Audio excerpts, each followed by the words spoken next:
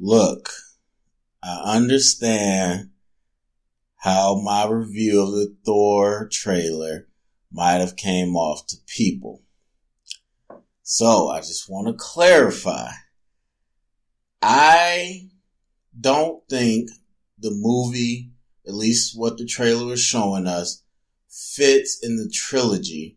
However, after taking time to process it and just looking at it as its own movie, yes, I can agree it looks fun. The trailer looks very exciting. However, the way I process it, when I first looked at the trailer, was in the trilogy of the Thor movies, and it stood out like a sore thumb, and it really didn't work for me in that way. So I just wanted to clarify for all those Marvel fans out there that might have watched my review of the trailer and got the wrong opinion, I guess. As I said before, I thought that movie was going to be the most anticipated for me this year, and I was excited to see it. So, no hate against Marvel, no hate against Thor. I was excited for the movie, and I can't wait to see what it gives us, and hopefully I'll be able to just put my blinders on and look at it as Thor Ragnarok and not part of the trilogy. So with that being said, welcome to another episode of The Canon, where I bring you the latest comic book superhero movie news. I'm your host Terry, and I'm ready to bring you stuff that matters, starting with our beloved DCU. So, very important, this is a rumor, but the rumor is out there that Shazam is going to be canceled, and that Black Adam will become the main villain in Man of Steel 2. So, I don't know if you can see it or not. I tried to zoom out a little bit. I'm rocking my Shazam. Shazam's my favorite character. I grew up Green Lantern all day, every day. But Shazam, at some point in my life, took over as my very most beloved DC character. And there's a lot of things I want to say. If you watch me, you know how I feel about the DCU, how I wanted it to be rebooted, how I do like the movies, but I want the direction to be cleaned up. All these good things. And it seems like Warner Brothers is grasping at straws. So I will preface it to say that this came from a Reddit post. Reddit's not very legit. So take that with a grain of salt. However, we heard these leaks before on Reddit, where it's like all these plans of what DCU was going to do. Now, two things with that. None of those came true. There's an episode me and Sal did a while back where we covered all the rumors that were listed in that movie or in that post leak, and none of them have came true. However, the caveat with that is that Warner Brothers has probably changed all their plans since then anyway. So it's not necessarily that those weren't the plans at the time, but we'll never really know. So you gotta take it with a grain of salt. But as with all rumors, let's look at it as if it's true. If Warner Brothers is canceling my Shazam movie and moving Black Adam to Man of Steel 2, I have to sweep it. And very thoroughly have to sweep it. That just really upsets me. Now, I'm more upset with the Black Adam being in Man of Steel 2 than I am about Shazam being canceled, which is weird because I love Shazam.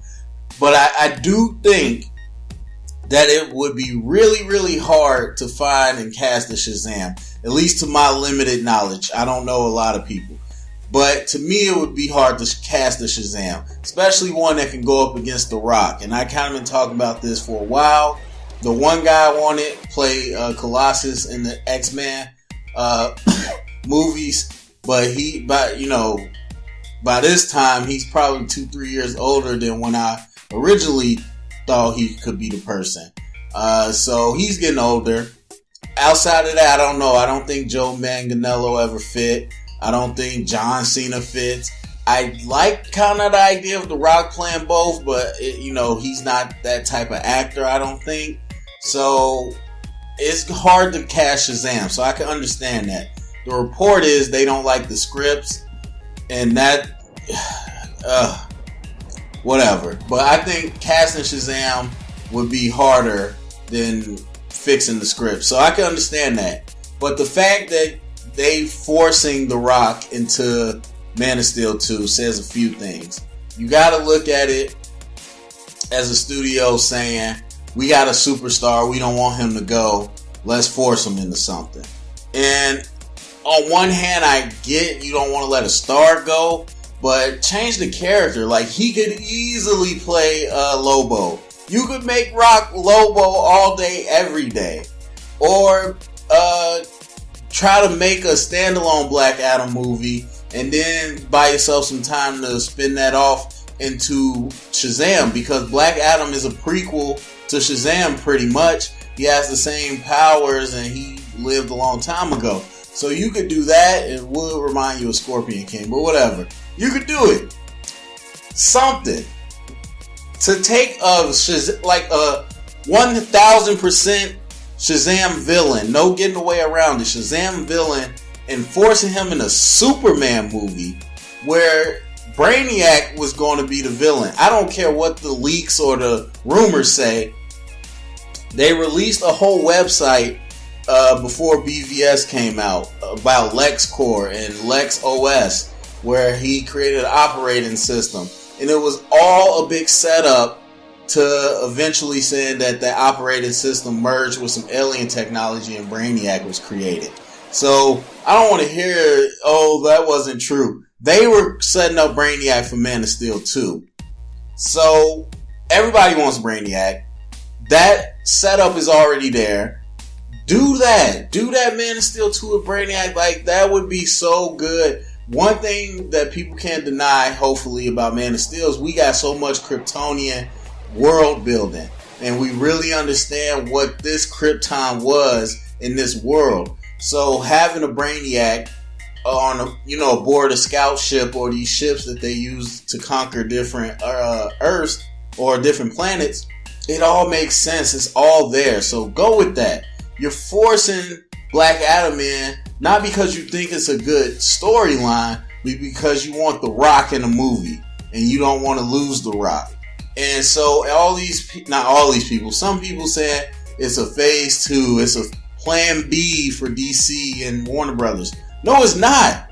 Just because they're doing new things does not mean they changed who they are. For me personally, I think it's the same old Warner Brothers reacting and everything, throwing stuff against the wall. The whole Ben Affleck controversy is messed up, I understand. But this is just, it boggles my mind how you can talk about a Batgirl movie, a Nightwing movie, and a Gotham City Sirens, but cancel Shazam and not even have a Green Lantern movie up and running. So I've been tired of Warner Brothers for a long time, but this breaks my back. And I was like, man, you know what? I'm done. If this happens, I'm done with DC. Or not DC, but I'm done with Warner Brothers. But in actuality, what I do, I can't. I have to go see it. I have to report on it. But if I was not doing this, I would stop watching Warner Brothers movies if they cancel Shazam. Because that's my personal bias, of course, but I think he's a rich character. And there's a lot that you can do with him and Billy Batson. And I think it's a real unique opportunity to show the dark, gritty side with the light side, because it's a kid who's going through stuff like real drama, but as a kid he's still fun and he's still having fun with his superpowers. And much like the Flash, I think you need that lighthearted hero because Billy Batson, he does go through dark times, but when he turns into Shazam, he's not like, oh, the world is on my shoulder. He's like, oh crap, I got powers, let's have fun. So I breaks my heart. Breaks my heart. If they take Shazam out of here, I don't know. I don't know how I'm gonna react to that. But that's just in the long line of a lot of things happening at DC. So recently, not movie news, but they've announced the return of Deathstroke to the Arrow TV show, played by Manu Bennett, I believe, the original actor that played him on the TV show. So that's significant because that kind of signals that Deathstroke is out of the movies. Like we seen before, Deathstroke, Harley Quinn, Suicide Squad, Amanda Waller, all got killed off or left the Arrow show right before they brought him to the movies. And, blanking on his name. Oh, the architect. I'm blanking on his name. Jeff Johns. Jeff Johns did say in an interview that, yeah, we use the TV shows as a testing ground before we put them on the movies. Then we pull them and put them in the movies. So, not speculation. That's what they do. So, the fact that Deathstroke is coming back to the TV show kind of signals that they're no longer using him in the movie. And we know Matt Reeves is the director for the Batman. He's doing his own thing, new story. And Joe Manganiello was saying, I don't know if I'm in the movie or not. So a lot of long line of changes. It's sporadic at Warner Brothers. And so, yeah, I'm going to stop talking about that. But anyway, so the next piece of news. Actually, this upsets me too. You got Star Wars, Daisy Ridley and Mark Hamill.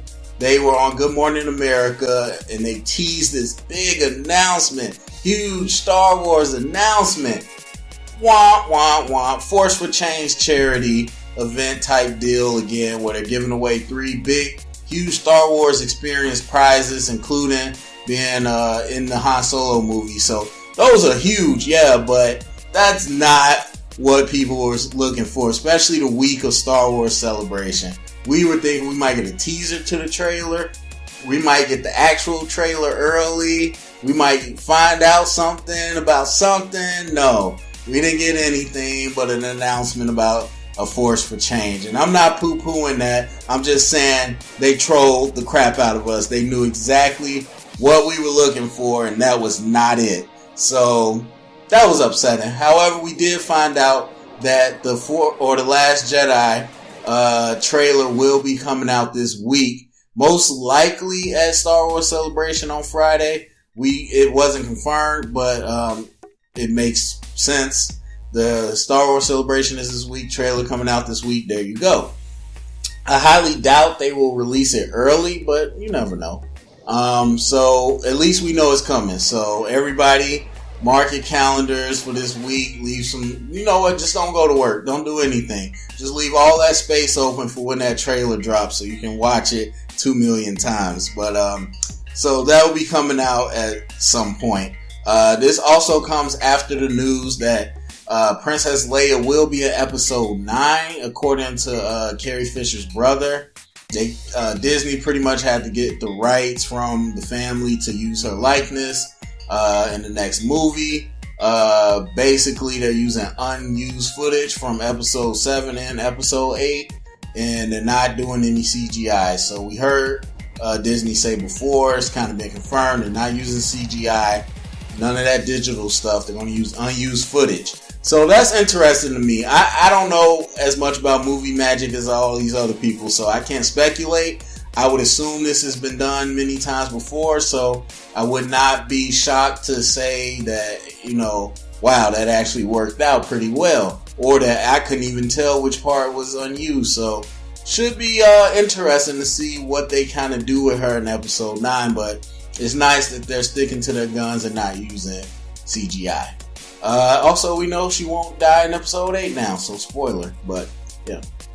Alright, so that's it for today. A bunch of news made me angry, but go to the comment section. Let me know what you think about the DCU. I mean, about all these changes they're doing. Don't tell me all the movies suck. I know you feel that way. But tell me what you think about the episode 8 trailer dropping for The Last Jedi. What are you expecting from that trailer? Like, thumbs up, subscribe, and if you heard it here, it's official canon.